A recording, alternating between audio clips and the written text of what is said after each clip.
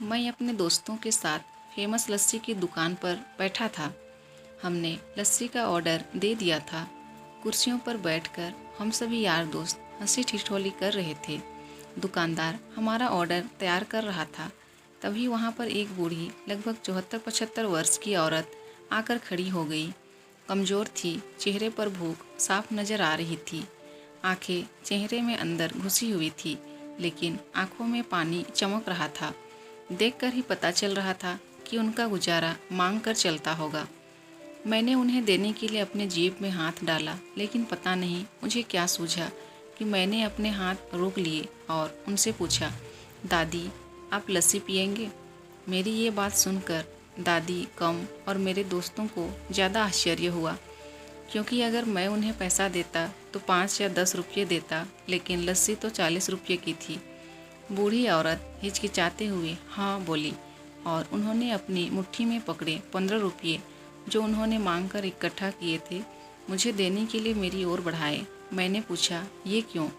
तो वो बोली, इन्हें अपने पैसों में मिलाकर मेरी लस्सी के पैसे भर दो। उन्हें देखकर मैं भावुक तो पहले ही हो गया था, पर उनकी बात सुनकर मेरी आंख और गला भर आया। मैंने दुकानदार को एक लस्सी बढ़ाने के लिए कहा। मैंने दादी के पैसे नहीं लिए, इसलिए उन्होंने अपनी मुट्ठी वापस खींच ली। सबको लस्सी दे दी गई। मैंने अपनी और दादी की लस्सी के गिलास उठाए और एक दादी को दी।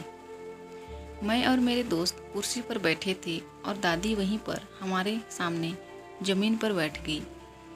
मैं अपने आप को लाचार और गरीब महसूस करने लगा, क्योंकि दुकानदार मेरे दोस्त और बाकी के ग्राहक कहीं कुछ बोल ना दे, इसलिए मैंने बेचारी भिखारी दादी को कुर्सी पर बैठने के लिए नहीं कहा। मैं घुटन महसूस करने लगा। मैं कुर्सी से उठा और दादी के पास ज़मीन पर बैठ गया। ऐसा करने के लिए मैं आज़ाद था और इससे किसी को कोई परेशानी हो, इसका भी कोई प्रश्न था ही नहीं। मेरे दोस्त बड़ी अजीब नज़रों से मेरी तरफ देख रहे थे। वो कुछ बोल पाते इससे पहले दुकानदार ने दादी को उठाया और कुर्सी पर बिठाया और मेरी तरफ मुस्कुराकर देखते हुए हाथ जोड़कर बोला, साहब ऊपर बैठिए। मेरी दुकान पर ग्राहक हजारों आते हैं। इंसान जिसमें इंसानियत हो कभी कभी आते हैं। अगर ये वीडियो अच्छी लगे तो प्लीज़ वीडियो को लाइक कीजिए और अगर चैनल पे न्यू हैं तो प्लीज़ मेरे चैनल को सब्सक्राइब कर दीजिए। Thank you.